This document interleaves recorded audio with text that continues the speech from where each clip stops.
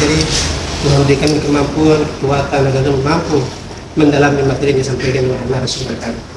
Kami berdoa taruh narasumber pada saat hari ini untuk memberi kekuatan, kesehatan, agar mampu menyampaikan materi yang dapat menerima menjadi faedah dalam hidup kami masing-masing.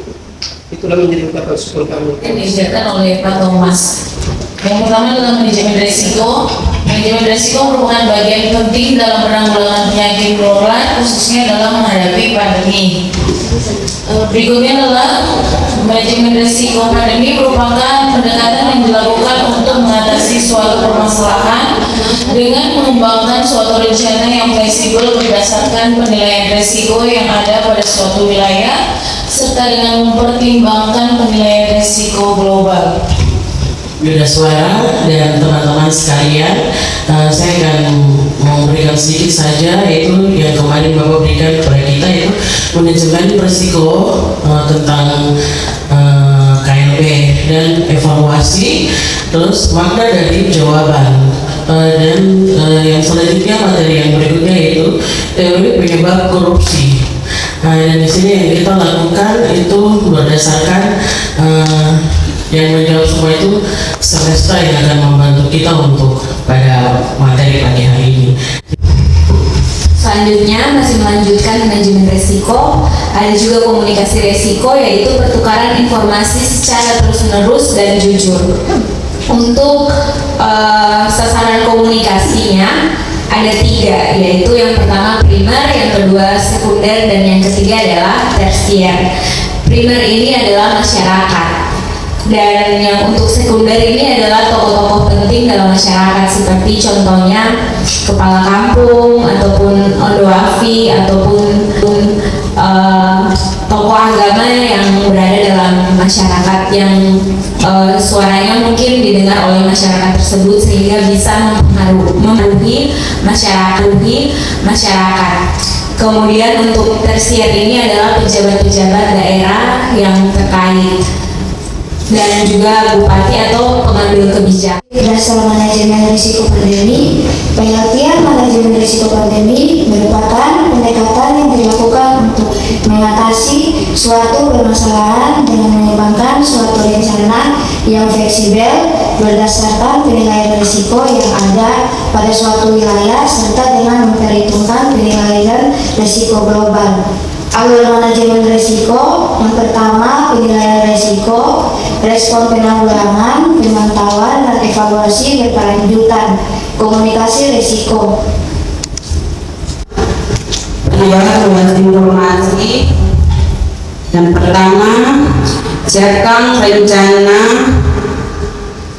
kontingensi biasa terjadi dan persepsi atau juga tidak bisa terjadi. Yang kedua, pesan-pesan kunci atau key messages untuk disampaikan secara terus-menerus. Yang ketiga, siapkan berita perkembangan kasus pers atau rilis secara rutin atau harian. Yang keempat, tunjuk juru bicara. Yang kelima, gunakan saluran dan sasaran yang tepat, manfaatkan mekanisme yang sudah ada dengan kreatif. Yang keenam, sediakan hotline. Fase pandemi global yang ditetapkan oleh WHO sebagai berikut. Fase interpandemi, belum ada virus yang terdeteksi, dilakukan peningkatan kapasitas untuk kewaspadaan dan respon pandemi. Fase kedua, fase siaga, termodifikasi virus kewaspadaan dan penilaian risiko dilakukan di semua tingkat berupa regional, nasional, dan wilayah provinsi, kabupaten, kota. Fase ketiga, fase pandemi terjadi penyebaran virus yang terjadi antara manusia dan penyebaran global. Dari awal sudah mengeluarkan deklarasi pandemi berdasarkan rekomendasi dari emergency committee pandemi berdasarkan rekomendasi dari emergency committee. Fase yang terakhir ini fase transisi. Risiko secara global kurang, maka deklarasi penurunan respon secara global dilakukan melalui tahapan rehabilitasi. Dalam situasi krisis itu ada kepercayaan,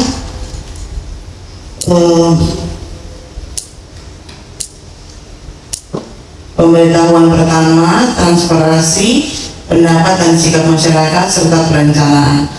Jadi itu yang terdapat dalam strategi komunikasi dalam situasi krisis yang harus kita lakukan. Satunya, saya melanjutkan dengan nilai-nilai anti korupsi dapat berupa gratifikasi, suap, dan pemerasan.